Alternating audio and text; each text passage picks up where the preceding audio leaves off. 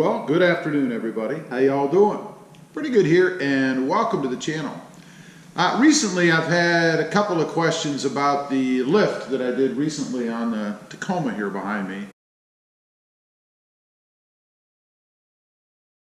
What I put on, what the wheels are, pricing, all that good stuff. So I thought I'd come out here and shoot a little video and go over that stuff with you guys, let you know what exactly it is that I did and what the cost of it was. So first of all, this is a 2018 Toyota Tacoma. It's the TRD Sport. And what I was hoping to accomplish, which I think I did, was a meaner look to the truck. Obviously a little bit more height and a different feel, and I got all of that in what I did with the truck. So first thing is the lift, and I've got a little list here because I can't remember everything specifically, I guess.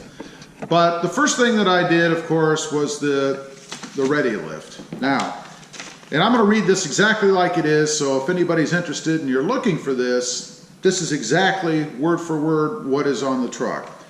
It's a ready lift 3-inch front and 2-inch rear SST lift kit with alignment.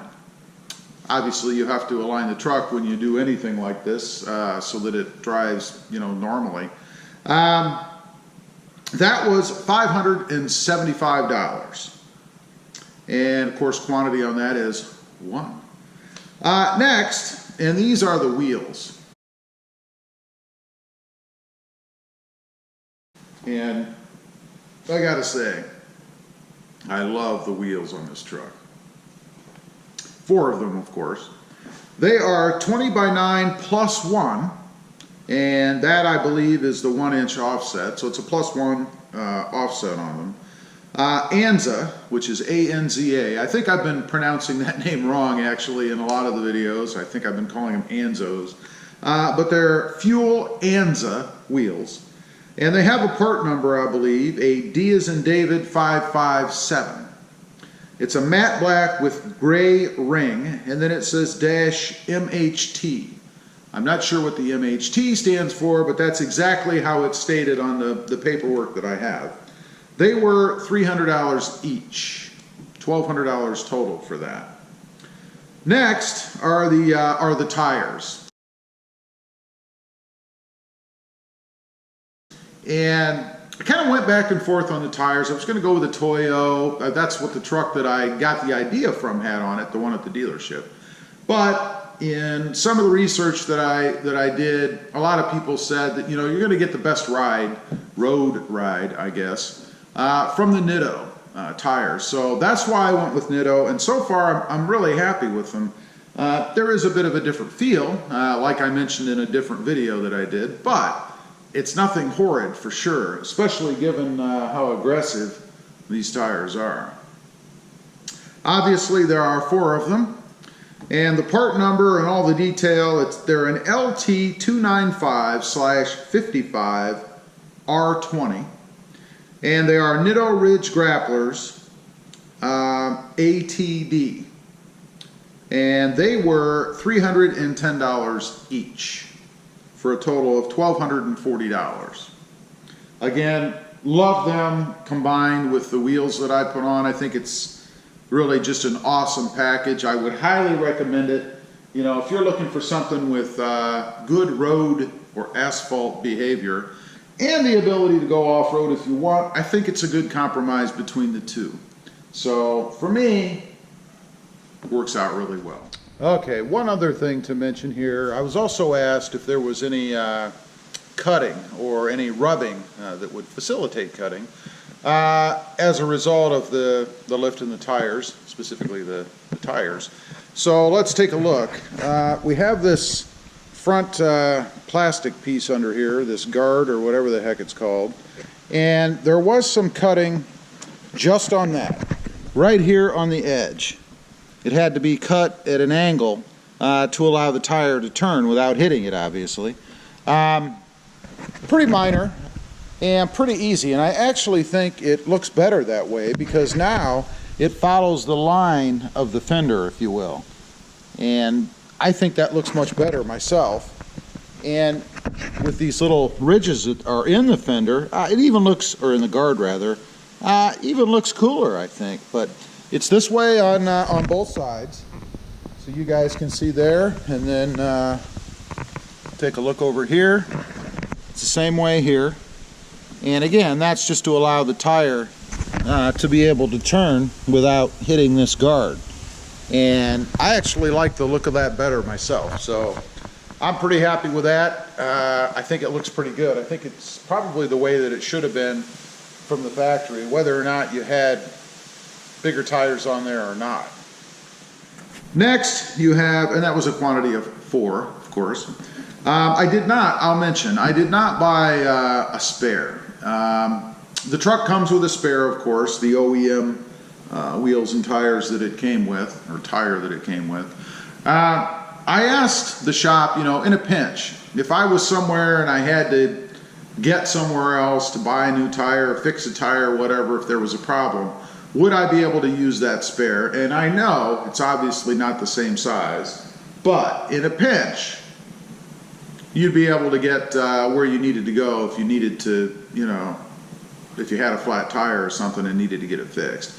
Now, another thing I'll mention along those lines, since this is higher, the stock jack is not going to work. You're not going to be able to lift this truck up to change the wheels and tires, I would imagine. It's just too high for the jack that it comes with. So, if you're concerned about that, or you don't have roadside assistance or whatever, probably ought to invest in a different jack, which I'm going to have to do myself. So just something to keep in mind if you go to a setup like this, or any lifted setup. Next we have the mount and balance. Of course, that's a quantity of 1. That was 65 bucks to mount and balance the tires. Next we have a quantity of 1 on a spline lug nut kit. That was 50 bucks for a spline lug nut kit. No part number on that. Last, and this doesn't have anything to do with the lift, but while I was there, thought I'd go ahead and have it done, and that is a tent. I tented both front doors on the truck to match the rear. If you guys can tell there, they should be pretty darn close. It's probably not exact. I don't know that you can ever get exact, but to the naked eye, I can't really tell the difference myself. So I think that came out pretty good. Definitely looks good on the truck. I think that's a no-brainer. So that was 65 bucks for the pair, which I think is a pretty darn good price. That would mean you'd be looking at about 140 bucks or 130 bucks, I guess, for to tent, you know, all of the windows, or right in that area, and that's pretty competitive. That's about what I would have paid or have paid on other vehicles to have them tinted. So pretty happy with that. And then of course you have sales tax. Now where I'm at, sales tax is 8.25%. Rather high, and I think that's probably because here in Texas we don't have a state income tax.